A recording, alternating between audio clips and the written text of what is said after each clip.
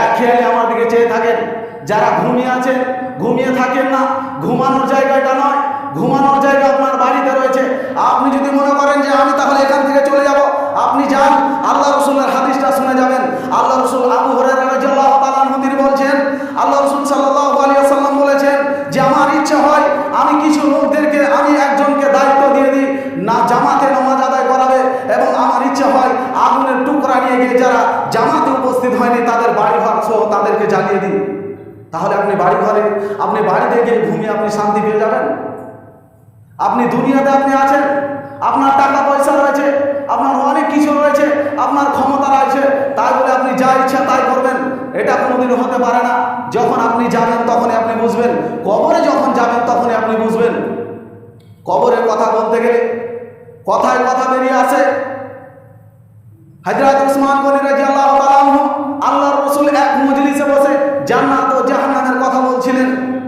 জান্নাত ও জাহান্নামের যখন কথা বলছিলেন, হযরত উসমান গনি রাদিয়াল্লাহু তাআলা আনহু তিনি কান্নায় ভেঙে পড়লেন না। যখন কবরের কথা বললেন তখন হযরত উসমান গনি রাদিয়াল্লাহু তাআলা আনহু তিনি কান্নায় ভেঙে পড়লেন। সাহাবায়ে কেরামরা জিজ্ঞাসা করলেন, আশেপাশে যারা ছিলেন তারা জিজ্ঞাসা করলেন, হে আল্লাহর রাসূলের সাহাবী উসমান, আপনি জান্নাত ও জাহান্নামের কথা শুনলেন তখন আপনি কান্নায় ভেঙে পড়লেন না, যখন আপনি কবরের কথা শুনলেন তখন আপনি কান্নায় ভেঙে পড়লেন? কবরকে বলে বড় ভয়। হযরত উসমান গনি রাদিয়াল্লাহু তাআলা আনহু তিনি বললেন যে দেখো, কবরকে বলে আমি এই জন্য ভয় করছি, কবরকে বলে এই বলে আমি ভয় করছি যে কবর হচ্ছে প্রথম মঞ্জিল। কবরে যদি আমি পরিত্রাণ না পাই, কবরে যদি আমি ধরা খেয়ে যাই, তাহলে কাল কিয়ামতের দিন আমাকে আর কেউ করতে পারবে না, সুপারিশ করতে পারবে না। আর কবরে যদি আমি পরিত্রাণ পেয়ে যাই, কবরে যদি আমি পার হয়ে যাই, তাহলে কাল কিয়ামতের দিন ডান হাতে আমার আমলনামা আসবে।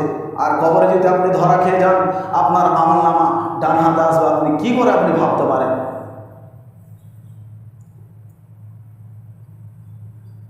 عن جابر بن عبد الله يقول سمعت رسول الله صلى الله عليه وسلم يقول بين العبد وبين الشرك والكفر ترك الصلاة।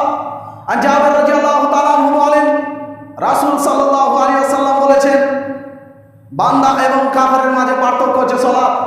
আপনি যদি সালাত ছেড়ে দেন, আপনি কি করে আপনি ভাবতে পারেন আমি মুসলমান? আপনি কি করে ভাবতে পারেন আমি মুমিন? আপনি কি করে ভাবতে পারেন আমি পাক্কা ঈমানদার, আমি মুসলমান, আমি ঈমানদার, আমি মুমিন?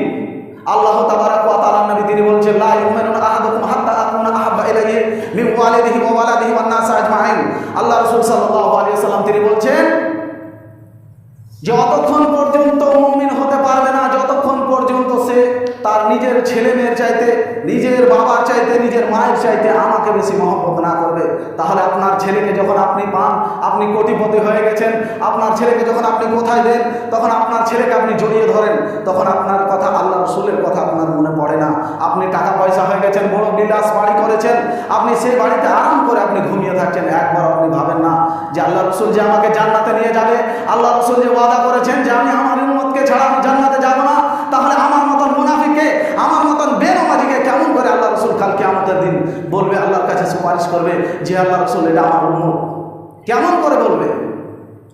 আপনি যদি আল্লাহ রসুলের কথা যদি না মানেন, আল্লাহ তাবারাক ওয়া তাআলা যদি আপনি আদেশ ফলো না করেন, আল্লাহ তাবারাক ওয়া তাআলার আদেশকে যদি আপনি ভঙ্গ করেন, তাহলে আল্লাহ রসুল সাল্লাল্লাহু আলাইহি ওয়াসাল্লাম কাল কিয়ামতের দিন আপনার জন্য কেমন করে সুপারিশ করবে? আবু হুরায়রা রাদিয়াল্লাহু তাআলা আনহু তিনি বলছেন, আন আবি হুরায়রা রাদিয়াল্লাহু তাআলা আনহু قال قال النبي صلى الله عليه وسلم من ترك صلاه العصر فقد حبط عمله। যে ব্যক্তি আসরের সালাত ছেড়ে দিল, সে তার সমস্ত আমল নষ্ট হয়ে গেল। তাহলে আপনি কেমন করে ভাবতে পারেন যে আমি জুমাতে সালাত আদায় করলাম, মানে সামনে জুমাতে আবার আসবো? আপনি আসরে